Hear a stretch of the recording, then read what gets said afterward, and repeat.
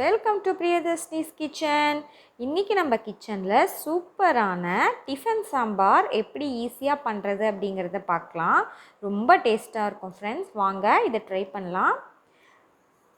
அதுக்கு 1 கப் அளவுக்கு பாசிப்பருப்பு எடுத்திருக்கேன். இதை தண்ணியில் நல்லா வாஷ் பண்ணிவிட்டு ஒரு 1/2 hour போல் ஊற வச்சு எடுத்துக்கோங்க.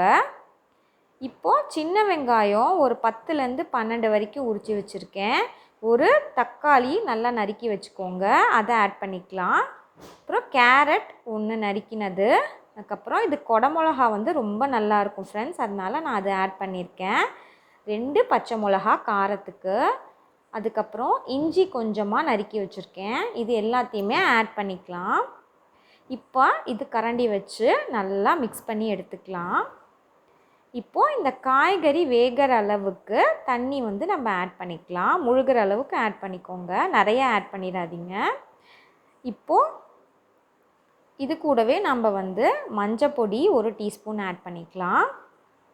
மிக்ஸ் பண்ணி விட்டுக்கோங்க. உப்பு தேவையான அளவு.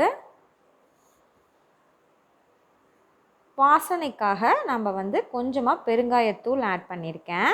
கொத்தமல்லி பொடி 1 டேபிள் ஸ்பூன் அளவுக்கு ஆட் பண்ணிக்கோங்க, வாசனையாக இருக்கும், அதுக்காக தான்.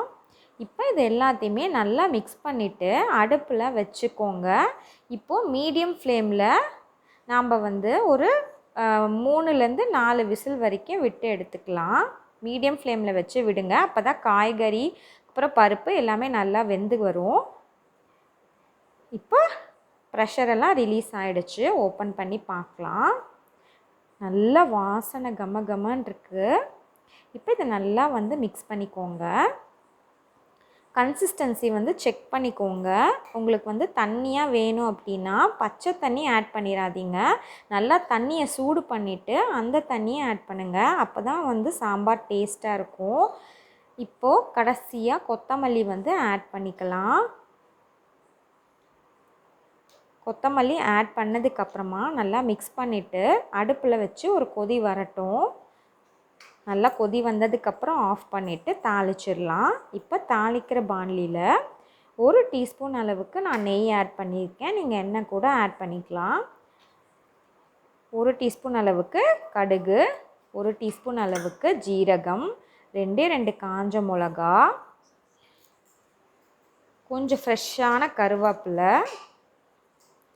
கடைசியாக ஸ்விட்ச் ஆஃப் பண்ணிவிட்டு அடுப்பு ஆஃப் பண்ணதுக்கப்புறமா நம்ம red chilli powder 1 teaspoon add பண்ணிக்கலாம். அவ்வளோதான் ஃப்ரெண்ட்ஸ், சூப்பரான நம்மளோட இட்லி சாம்பார் டிஃபன் சாம்பார் ரெடி ஆகிடுச்சு. இட்லி தோசை எல்லாத்துக்குமே நல்லாயிருக்கும், ட்ரை பண்ணி பாருங்கள்.